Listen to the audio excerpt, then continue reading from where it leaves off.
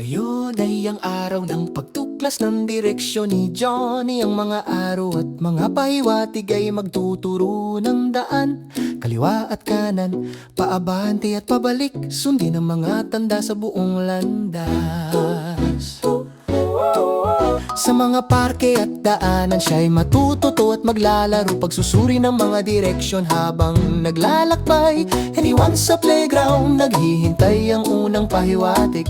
Binabasa ni Johnny ang mga araw sa pinto ng sandbox. Kaliwa sa mga kono at kanan sa slide, ang mga trail ng mga tanda ay nagsisilbing gabay. Papasok siya sa kagubatan, naglalakad paabante, tumawid sa troso kung saan ang mga araw ay nakaturo. Pabalik na hagbang sa mga batong maayos, sundin ang mga pahiwatig gamit ang maingat na mga paa. Diwa o kanan, alin ang daan? Diwa paabante, pabalik mabagal at maingat.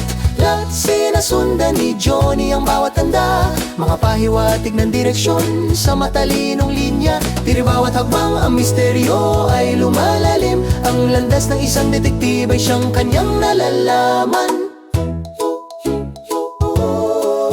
Dere sa daan ng bisikleta, kumikislap ang mga araw. Ang mga guhit na ipininta ay nagpapakita ng mga tanda, kanan patungo sa mga hardin kung saan ang mga bakod ay tumataas. Ang isang madamong maze nagiging gantimpala. Diliwa sa loob ng maze, mabilis siyang lumiko sa kaliwa. Ang mga daan na walang labasan ay may mga lihim na pagliko, habang pabalik at kanan na pagliko.